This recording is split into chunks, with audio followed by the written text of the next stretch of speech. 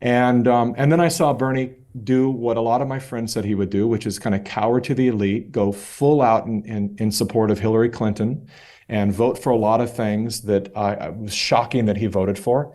And I woke up because I asked myself a critical question that I think all of us need to continue to ask ourselves until the day we die, because there is so much force coming at us to hypnotize us.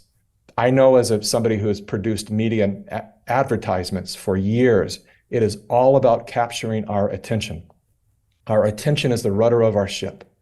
And when you allow these corporations and these ad agencies to take the wheel of your rudder, they'll steer it to wherever they want it to be. And that's why so many people end up on another continent wondering how in the hell they got there. And so we have to maintain the mastery. We have to become the masters of the captains of our ship, to where we steer our attention where we choose it to go. But right now, most of us, to some degree, our attention has been captured to some degree. A trigger word can be stated, we see a billboard and it can trigger hunger or anger or whatever it is. We're really susceptible to all this influence around us at all times. And so, the mass formation is this through weaponized compassion, by convincing everyone that they're doing the right thing. So first you have to create the environment of meaninglessness. So people have to be in a place of feeling detached. And like my life isn't what I thought it was going to be. I'm not quite doing what I wanted to be doing, which is a vast majority of people that are just maintaining their lives with a job they never imagined doing. And now they're just trying to pay their cell bills or their rent or whatever it might be. Then you give them the opportunity. You play up a narrative so intensely that you convince them that these people that are ignoring science are a danger to life itself. So at the root of this is actually something benevolent, Brian, and that is people's love for life. So they think they're defending life, because they say these people are a threat to life. They might kill your grandmother. And all you have to do to be part of this, the good tribe, is put on a mask and let people see that publicly. And then you are now part of the meaningful tribe. Now you have meaning. Now you have connection. And so these people go from just feeling like they're detached and leading a meaningless life to suddenly they're part of something that matters. And that's why to this day, some people are still wearing masks, because they don't want to let go of that. They don't know how to obtain that connection and that status of feeling important on their own. They don't know how to generate that. So they just hope that this comes back and we can all, live within this illusion that these people are the good ones and these people are the bad ones. But that's how all dictators got their own citizenry to act against each other, to literally commit acts of genocide against each other, is by convincing them that those are the evil, wicked ones over there. And while I remind all the crew that I'm part of and all the movement that's happening on this, and I just say, be very careful, because we're having a very similar conversation. We're the freedom fighters now. We're the good ones, and they're all the bad ones over there. We have to be really careful with that, to come back to a place of recognizing. And because I was on the far other side of this whole thing, it's hard for me not to have compassion for those who are in a state of pure mass hypnosis. Because the key for me that unlocked it, and I'll stop after this, is the first question I asked myself when I was on the road with Bernie Sanders and getting these crazy answers to my very clear questions was, are they hypnotized? Like, these people seem to be hypnotized. Like, they're just in a fog. They don't know why fully. They can't answer the questions, but they're 100% on board with an ideology that they don't 100% understand. Are they hypnotized? And then I had an awakening. I realized, well, hold on. I am they. I'm part of them. Am I hypnotized?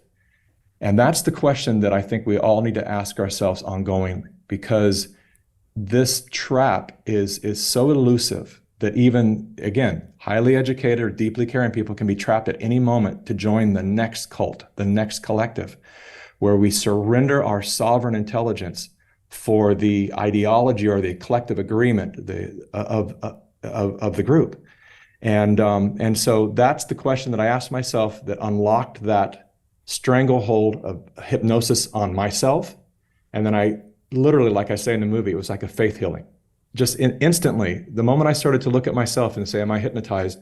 Then I looked around and I started to notice sickle and hammer stickers, Che Guevara stickers, linen shirts, all this pro-communist stuff around me. And I couldn't even see it before. I just thought they were memes or t-shirts, whatever.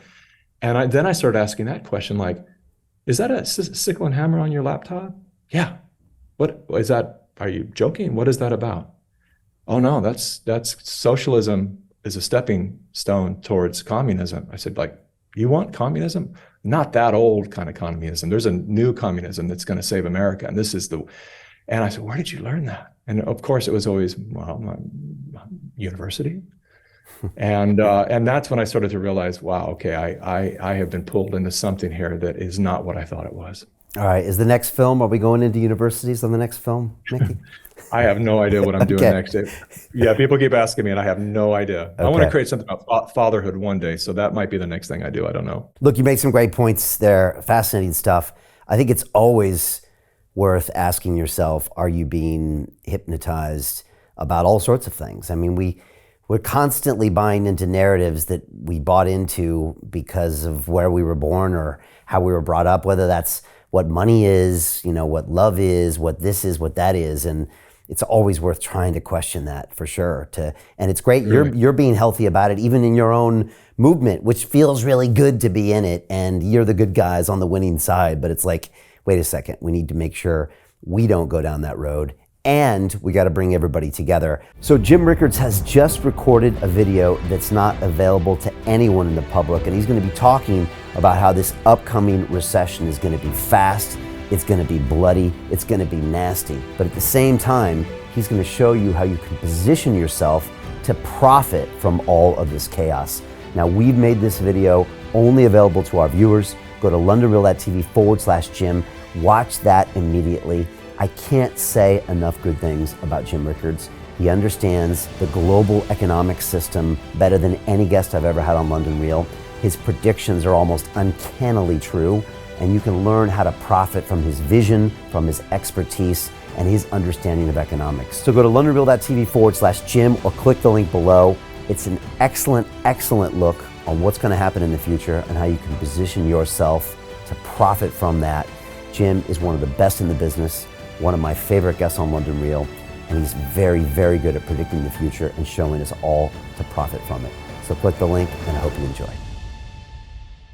Hey, it's Brian Rose, founder of the DeFi Academy. I've told you my 4-week crypto bootcamp is amazing, but don't take my word for it. This is what my students are saying. The DeFi Academy was an amazing experience for me. It took me totally out of my comfort zone. In this course, I was challenged, I was held accountable, and pushed to do things that honestly weren't always easy. It's been phenomenal, and I can't believe we're already up on our 4 weeks. It has flown by. Going through this DeFi accelerator by far was one of the best courses I've taken. You do this course, you really get into the nitty-gritty of the activities that will make you comfortable with decentralized finance.